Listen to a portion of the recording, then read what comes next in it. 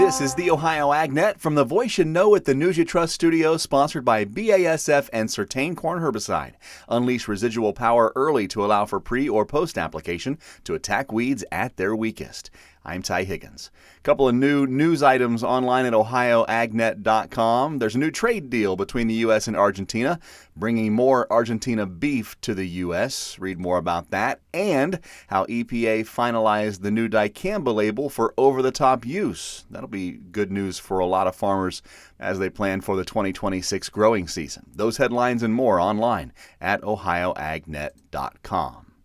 Attend the Ohio Safety Conference and Expo hosted by the Ohio Bureau of Workers' Compensation at the Greater Columbus Convention Center, March 11th, 12th, and 13th. Find a full schedule of events online at ohiosafetycongress.com. And Ritchie Brothers is having a large auction on February 10th. Visit rbauctions.com for complete details. It's a busy time of year for Ohio's largest farm organization. Ohio Farm Bureau is planning a couple of big events here over the next several weeks, including Ag Day at the Capitol in Columbus.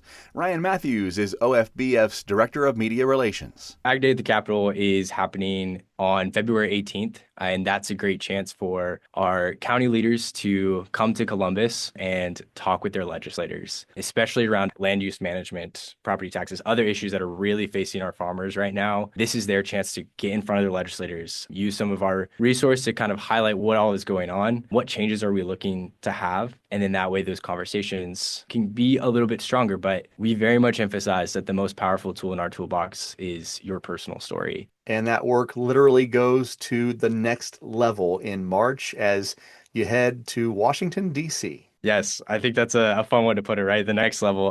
So in March, we have our county president's trip headed to D.C., and it's kind of the same thing that's happening, right? It's getting to meet with American Farm Bureau leaders. We're getting to meet with congressional leaders, and the same thing happens where we're having our county presidents, our county vice presidents getting in front of the legislators, talking about issues that are happening in Ohio. Because the disconnect with legislators and what's happening in the community is sometimes they don't know everything, or that may not be their experience, or they have a bigger viewpoint, right? You know, they're representing more counties, representing more areas. So when our county leaders get to go in and say, this is happening in my city, in my village, on my farm, that's going to make the impact to the legislator. An entire conversation with Matthews is part of the new podcast online now at ohioagnet.com, where I also talk with Carla Schultz. She's director of the United Soybean Board. We talked about finding new uses and new markets for soybeans in America and across the world. I think it's very exciting when we look at global demand. And I know there's been a lot in the headlines of seeing China not taking as many soybeans as in the past. But I think a big part of that is we're trying to grow the markets beyond China, right? And China is still a very important market. At the same time, we've got partners like USEC, right, the United Soybean Export Council, that we work with exclusively as well. That's trying to build those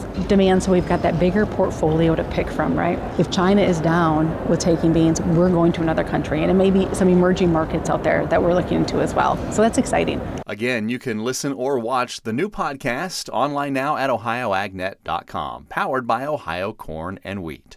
Let's get a check of the weather now, brought to you by Seed Consultants, Simply Better Performance, online at seedconsultants.com. Here's Ryan Martin. Today, we stay on the cooler side of things through a large part of the day, not as cold as the weekend, but I think we're going to push back the warming just a little bit into tonight and tomorrow. The warm air is still on the way.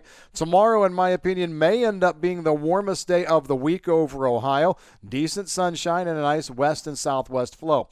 However, cold air pushes back for the rest of the week. Wednesday, Thursday, that cold air sags back southward across the Great Lakes. That's going to push pause on warming here. We're not brutally cold, but we just kind of stall out a little bit. And then we get into the latter part of the week. We've got some moisture trying to work by to the south. Some rain over southern parts of Ohio for Friday night, Saturday, and into Sunday. North of I-70, not counting on much. A refiring of warmer air for next week, Monday, Tuesday, before rain hits midweek.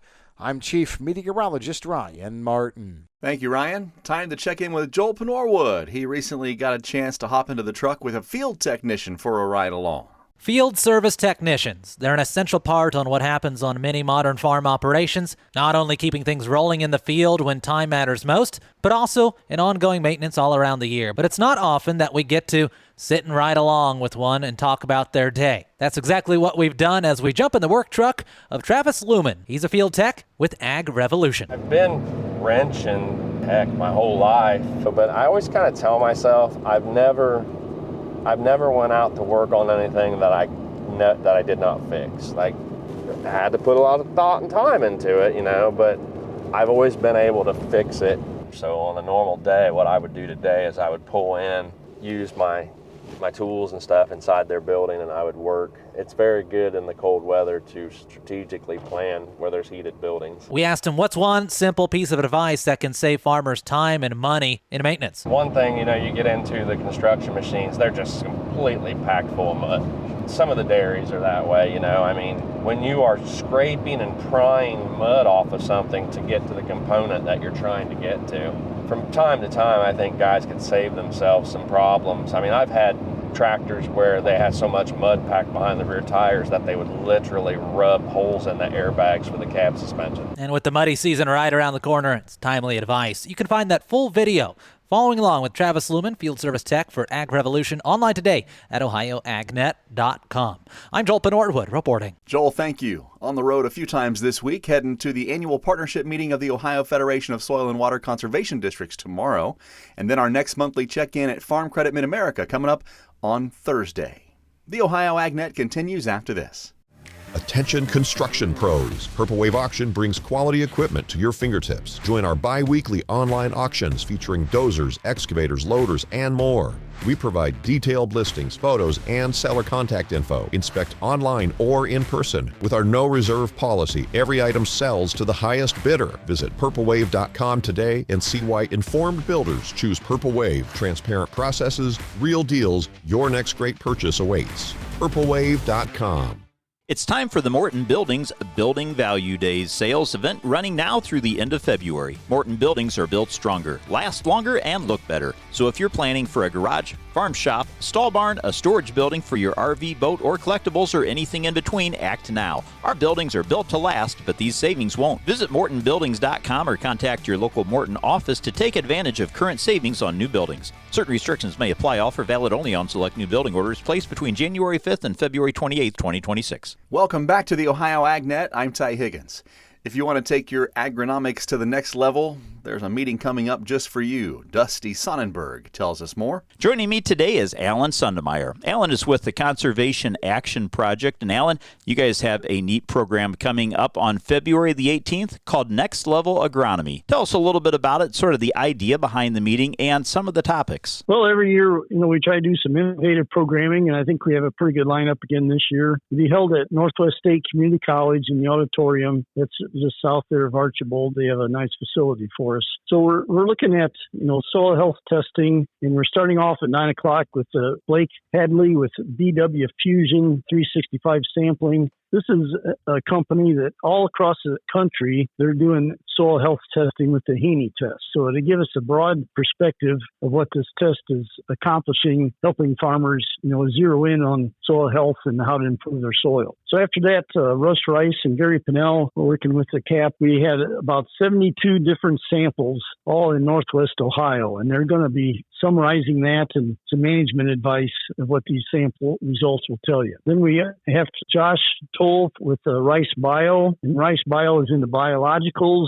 Still a lot of questions, I think, with biological products and looking at soil DNA. And they have a big test plot down by Findlay. They'll share results with that. And I'll wrap it up in the morning with organic matter management. I think we just take organic matter for granted. There's more testing we can do to really fine-tune our level, our active organic matter content, the carbon in the soil. So I'll be discussing ways to improve that in your soil, how to test it more accurately, and how to really gain profitably from having that organic matter content. And then we go to lunch, Dusty.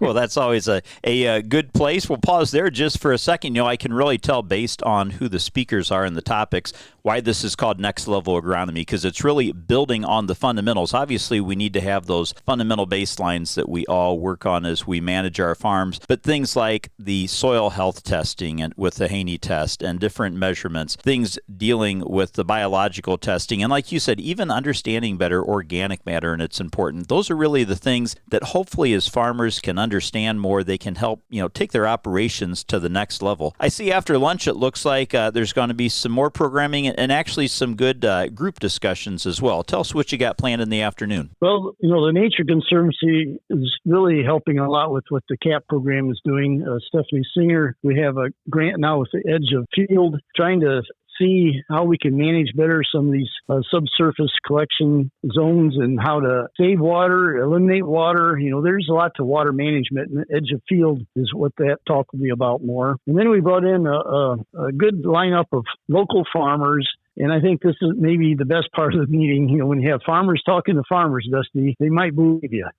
That's right. So Brent Nickel with Nature Conservancy will be moderating this. And basically what we're going to do is have these farmers discuss, what kind of soil testing they're doing, how they use the results, what things are they changing on their farm to try to improve their soil health, and what benefit is that to them profitably. Are they making money by doing things like cover crops and all, and why are they sticking with it? And then we're going to, lead into why aren't people doing more of this? What are barriers to adopting more of the soil health? So, to register, we can go to our website, CAP of Ohio. That's CAPOFOHIO.org/events. And that's where the flyer is to register. We'll be just collecting $20 to cover the meal cost at the door. So, you can contact us through that website, Dusty. Well, that sounds great. Again, your RSVP deadline ideally is February 12th, and then that meeting taking place on February the 18th. Like you said, Northwest State Community College, just outside of Archbold off State Route 34. Sounds like a great program lineup. And Alan, as always, some great work that the CAP program is doing, bringing very practical hands-on things to farmers, but as we said before, really at the next level this time. My guest again today, Alan Sundermeyer with the Conservation Action Project. Alan, thanks so much. Thank you. Reporting for the Ohio AgNet, I'm Dusty Sonnenberg. Thank you, Dusty. We'll check the markets and some analysis after this as the Ohio AgNet continues. Whether you're in the fields or on the farm, creating a safer work environment has never been easier. BWC's safety consulting services are included with your policy premiums and offer training and education for everyone in your farming operation. It's always the right time to make safety a priority. Visit bwc.ohio.gov or call 1-800-644-6292. The Ohio Bureau of Workers' Compensation, here to help you work safely.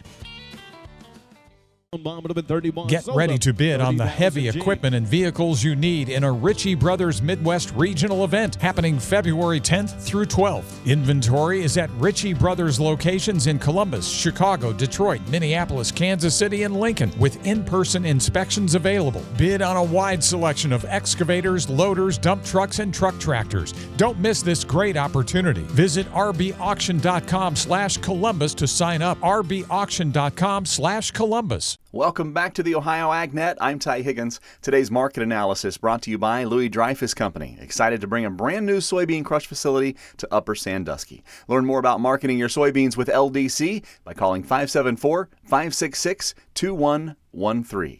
Here's Ryan Martin. Grain markets pulled back just a little bit as we learned a little more about what China was doing last Friday. It was rumored that China might have bought anywhere from 6 to 7 cargoes of beans out of the U.S. Gulf. Turns out cash did connect rumors that China booked 2 cargoes of beans. Crush margins came under pressure last Friday as well. The scope of the 25-26 soybean export program is still unknown. What we do know is China has secured 12 million metric tons so far. They fulfilled that commitment that came out of the last October meeting between Trump and Xi.